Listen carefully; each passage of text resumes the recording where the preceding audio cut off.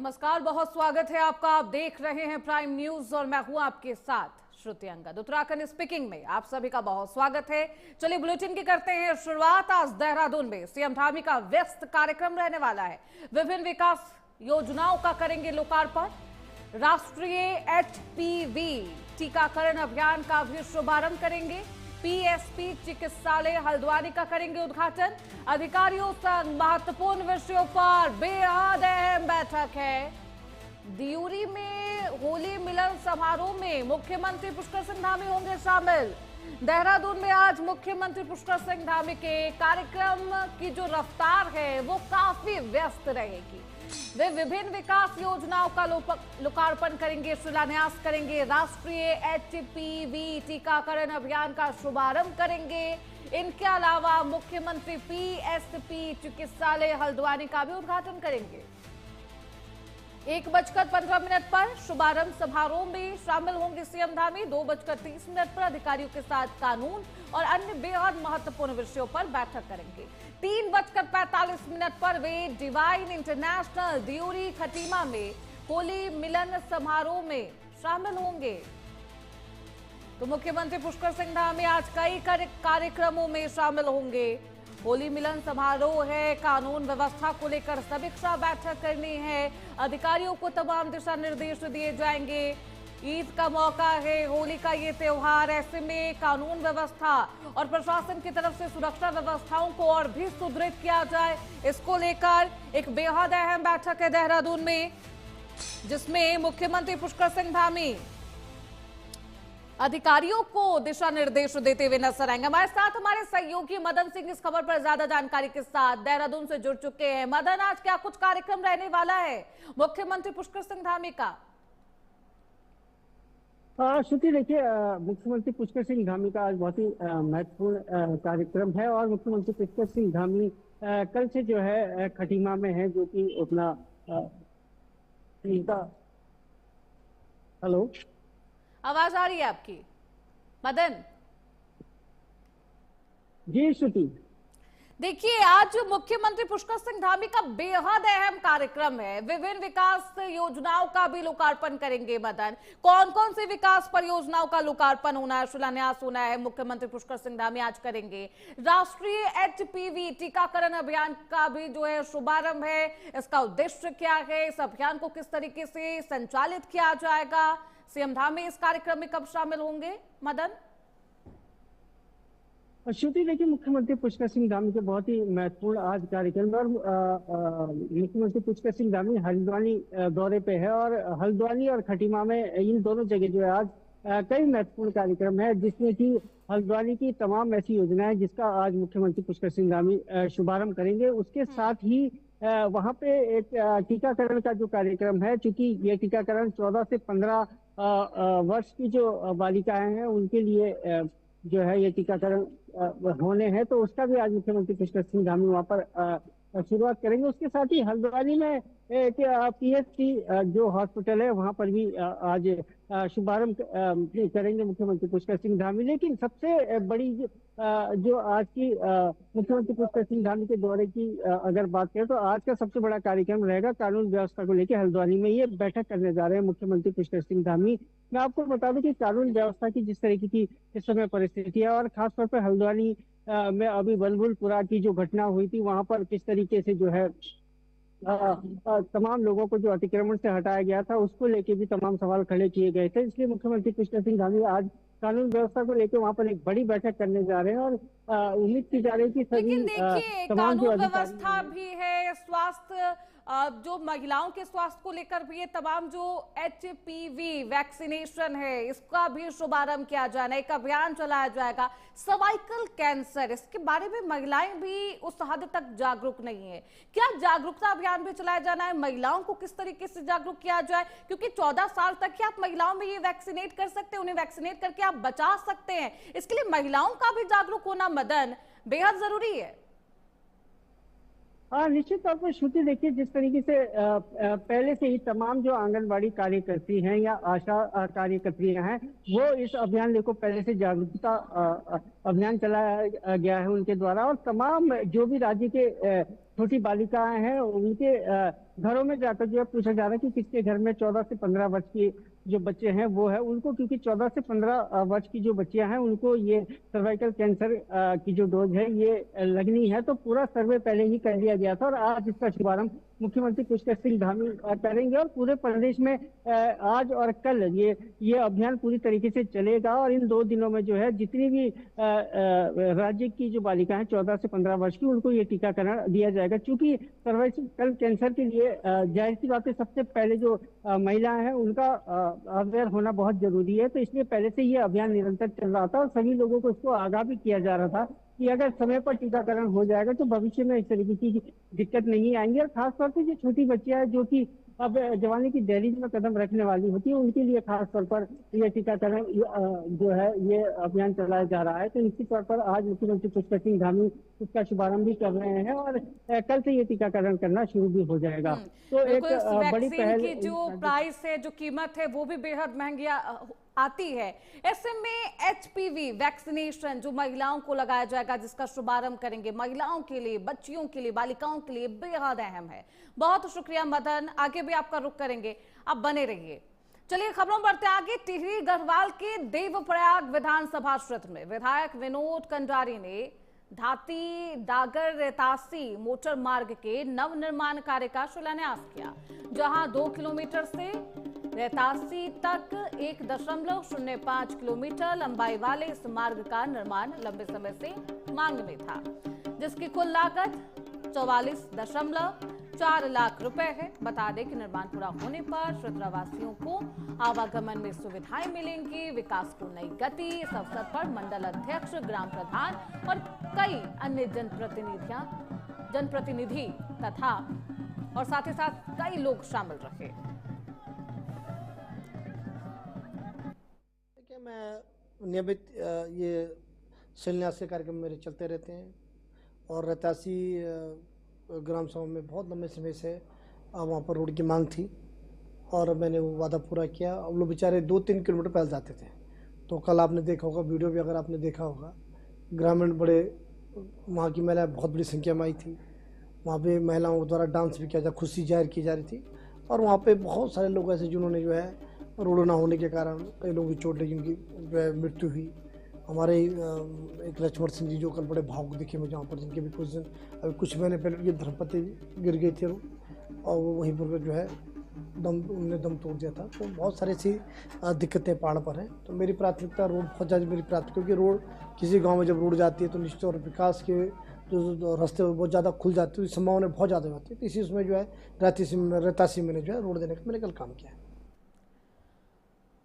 चलिए खबरों बढ़ते आगे। देहरादून में बार पार्टी विवाद में सियासत तेज है। बीजेपी प्रदेश अध्यक्ष महेंद्र भट्ट ने सफाई दे दी है, किसी पार्टी से मेरा कोई लेना देना नहीं, मुझे बदनाम किया जा रहा। महेंद्र भट्ट का ये बयान। विवाद को लेकर कांग्रेस ने निशाना साधा है। बार पार्टी विवाद में आरोप प्रत्यारोप लगातार जारी है। महेंद्र भट्ट एक बार फिर से विवादों में है। पहले अंकिता भंडारी हत्याकांड में अभिनेत्री उर्मिला सनावर ने उनका नाम लिया था और अब मुंबई में हुई कथित बार पार्टी को लेकर सियासी घमासान है। कांग्रेस प्रदेश अध्यक्ष गणेश गोदियाल ने इस पार्टी में भट्ट की मौजूदगी का जिक्र किया है। हालांकि महेंद्र भट्ट ने साफ तौर पर कहा कि तमाम बेबुनियाद आरोप है। उन्होंने कहा है कि रूलिंग पार्टी के प्रदेश अध्यक्ष है वो इस तरीके की पार्टी में ना जाते हैं, ना ही इस तरीके की पार्टी से उनका कोई लेना देना, इसलिए कुछ लोग जानबूझकर उनका नाम इस पूरे मामले में घसीट रहे हैं। मैं रूलिंग पार्टी का अध्यक्ष हूं और मेरी छवि पर अनेकों प्रकार प्रश्न करने का प्रयास कुछ लोगों द्वारा किया जाता है। जनता जानती है, मैंने हमेशा सत्य के साथ चीजों को आगे बढ़ाया है। जिस बात को मैं पहले बोलता हूँ, कुछ दिन बाद लोग बोलते हैं, वही बात दूसरे लोग बोलते हैं, इसलिए वो प्रश्नवाचक चिन्ह रहता है, जिसका मुझे ही लाभ मिलता है। बस सीधी बात है, झूठी बातें क्या है। जब मैंने तो दूसरा बयान भी ऐसा सुना मैंने कि उन्होंने चैंपियन ने कहा कि महेंद्र तो वहाँ थे ही नहीं। ऐसे भी लोग हैं, अब थे नहीं थे इसकी सफाई देने की आवश्यकता महसूस नहीं होती है। ये कांग्रेस का अपना कार्यक्रम है, बीजेपी का विधायक क्यों जाएगा? ये अपने आप में हर बुद्धिजीवी व्यक्ति को समझने की आवश्यकता होती है। हाँ, एक बात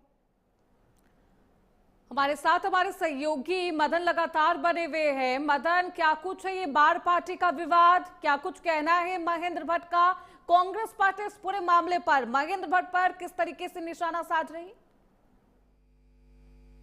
श्रुति देखिए, ये डांस बार पार्टी का जो विवाद है अभी विगत दिनों में जो भाजपा के पूर्व विधायक जी हैं चैंपियन प्रणव चैंपियन, उनके लिए जो है ये वीडियो वायरल हुआ था और वहाँ देखा जा रहा था सीधे तौर पर कि चैंपियन जो है वहाँ पर पैसे लुटा रहे थे। तो इस बात को लेकर जो है वीडियो वायरल हुआ और उसके बाद इस मामले ने कहीं ना कहीं पुल पकड़ा है, क्योंकि जब बात प्रणव चैंपियन तक ये गई, ये वायरल वीडियो गया, तो उन्होंने कहा कि कांग्रेस के लोग इस तरीके के जो है वीडियो वायरल कर रहे हैं, लेकिन अगर मैं चाहूँ तो कांग्रेस के कई लोगों की पोल खोल सकता हूँ। इस तरीके के बयान चैंपियन की तरफ से रहे और उन्होंने कहा कि ये मेरा फर्जी वीडियो है और उन्होंने कहीं ना कहीं उससे किनारा कर लिया है। लेकिन कांग्रेस उसके बाद इसके ऊपर हमलावर हो गए, चाहे वो हरक सिंह रावत हो या फिर गणेश गोडियाल ने तो यहाँ तक कि जो भाजपा के प्रदेश अध्यक्ष हैं महेंद्र भट्ट का नाम उसमें लिया कि वो भी वहां पर मौजूद थे। लेकिन अब जो है महेंद्र भट्ट कहीं ना कहीं इसमें फंसते हुए दिखाई दे रहे हैं, क्योंकि जिस तरीके से महेंद्र भट्ट के बयान आ रहे हैं, लेकिन बयानों में जिस तरीके की बात वो कह रहे हैं कि मैं रूलिंग पार्टी का प्रदेश अध्यक्ष हूँ और मैं इस तरीके की पार्टी में नहीं जाता हूँ, तो कहीं ना कहीं एक तरीके की सफाई महेंद्र भट्ट द्वारा यहाँ पर पेश की जा रही है। लेकिन कांग्रेस के तरफ से सीधा कहना है कि इसमें जो है भाजपा के भी कई नेता थे और उसमें जो सीधे तौर पर महेंद्र भट्ट का उन्होंने नाम लिया है। बहरहाल इसकी छानबीन अभी चल रही है और जो पूर्व विधायक है जिनका कि ये मामला सामने आया था प्रणव चैंपियन का, उनके ऊपर भी अभी सवाल खड़े। महेंद्र भट्ट ये कह रहे हैं मदन कि वो सत्ताधारी पार्टी के प्रदेश अध्यक्ष है, इसलिए उन्हें मात्र निशाना बनाया जा रहा। क्या डेंट लगाने की कोशिश की जा रही है उनकी छवि पर?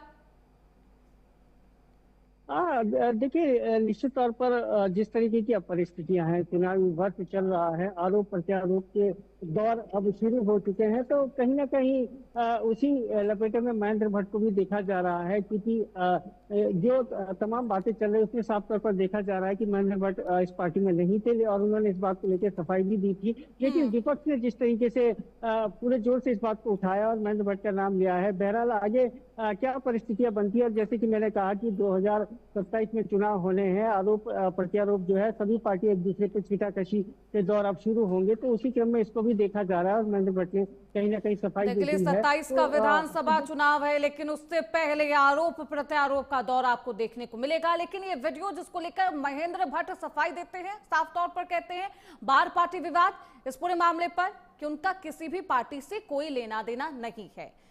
बहुत शुक्रिया मदन आपका इन तमाम जानकारियों के लिए। आगे भी आपका रुख करेंगे, आप बने रहिएगा मदन। चलिए खबरों में बढ़ते आगे। अंतिम चरण में चार धाम यात्रा के लिए हेली सेवा टेंडर 5 मार्च के आसपास टेंडर खुलने की संभावना है। डीजीसीए के सुरक्षा मानकों के अनुसार ये पूरी प्रक्रिया केदारनाथ और बद्रीनाथ में नए एटीसी की स्थापना है। लाइव ट्रैकिंग, मौसम मॉनिटरिंग उपकरण लगाए जाएंगे। शटल सेवाओं में कटौती है, व्यवस्थित संचालित की जाएगी तमाम फ्लाइट, ये सुनिश्चित किया जाना है। टेंडर है जो 5 मार्च को खुलने की संभावना है। उत्तराखंड में आगामी 4 धाम यात्रा को लेकर हेली सेवा का टेंडर अंतिम चरण में है।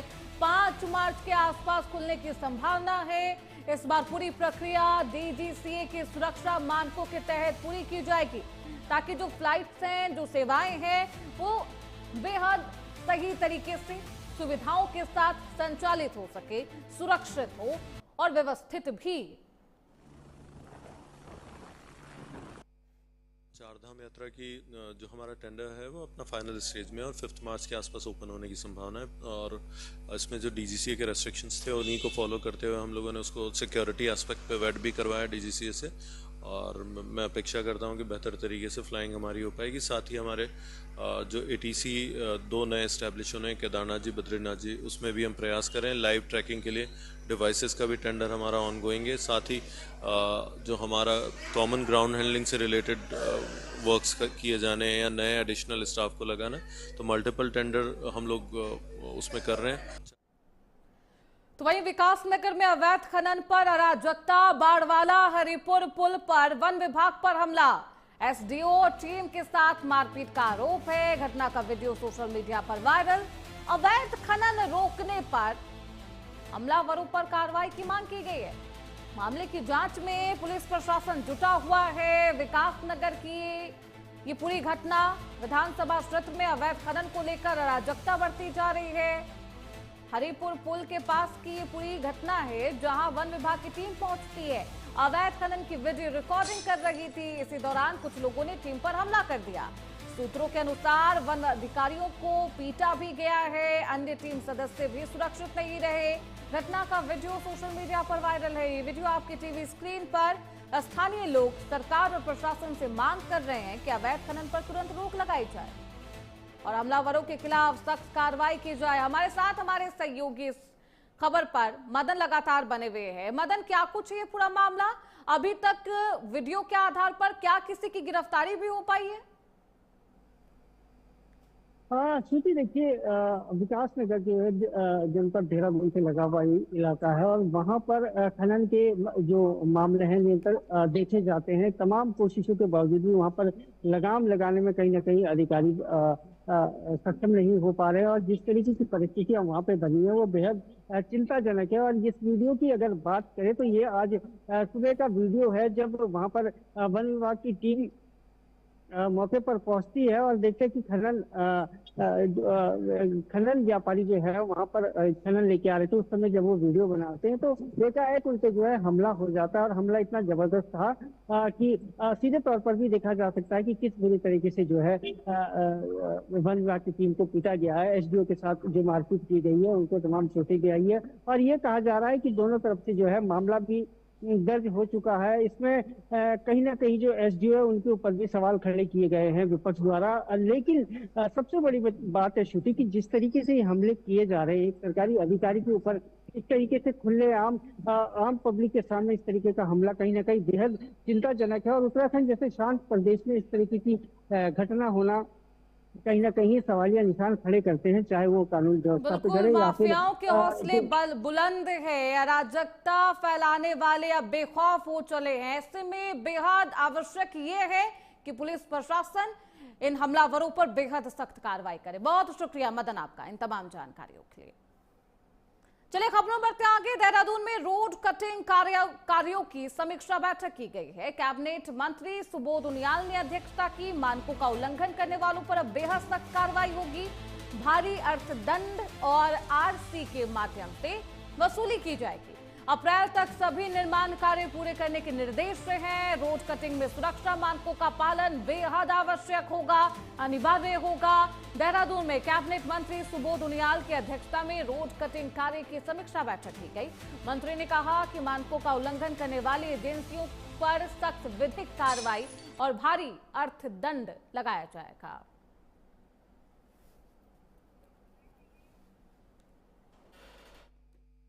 अक्सर देखा जाता है कि जो विभिन्न विभागों में आपसी तालमेल न होने के कारण आज माना पेयजल विभाग ने अपनी लाइन बिछाने का काम किया, कल टेलीफोन वाले पहुंच जाते हैं, फिर बिजली वाले आ जाते हैं, फिर मालूम हुआ देहरादून में गेल का भी काम चल रहा है, गैस पाइपलाइन बिछाने का, और इसके अलावा सिविल लाइन पे भी काम हो रहा है। तो लगातार इस तरह की गतिविधियों से जनता को बड़ी असुविधा होती है और कई बार सुनने में आता है कि कहीं एक्सीडेंट्स हो गए, लोग गिर गए गड्ढों में। तो ये इंश्योर करने के लिए कि एक तो समयबद्ध तरीके से इनको कटिंग करके उसको प्रॉपर ठीक करके तब आगे बढ़े। दूसरा, जिलाधिकारी को भी कहा गया कि जो भी अनुमतियाँ दी जानी है वो अप्रैल तक दे दें, ताकि वो मई तक दे दें, ताकि जून तक सारे पीडब्ल्यूडी अपना काम करके उन्हें ठीक कर दें और विभागों को इंटीग्रेटेड उसमें कंसेप्ट पे हर विभाग आपस में बैठे। सपोज पेयजल का भी काम भी होना है, टेलीफोन लाइन भी बिछनी है, पानी की लाइन भी बिछनी है, बिजली का काम भी होना है, सीवर का भी है। तो सभी विभाग एक पूरा कार्यक्रम बनाए और इंटीग्रेटेड एक प्लानिंग करें। चलिए खबरों बढ़ते आगे। होली के मद्देनजर राजकीय दून मेडिकल कॉलेज अस्पताल पूरी तरह हाई अलर्ट पर है। इस दौरान रंगों के दुष्प्रभाव, आंख कान की समस्याएं, त्वचा एलर्जी, फूड पॉइजनिंग और इस दौरान बवाल काटने वालों पर भी लगाम लगाई जाएगी। आपात स्थितियों से निपटने के लिए डॉक्टर, नर्सिंग स्टाफ और पैरामेडिकल फोर्स तैनात की जाएगी। साथ ही साथ medical superintendent doctor Ravindra Singh Bisht ने लोगों से केमिकल युक्त रंगों से बचने और किसी भी स्वास्थ्य समस्याओं पर तुरंत अस्पताल जाने के भी निर्देश दिए।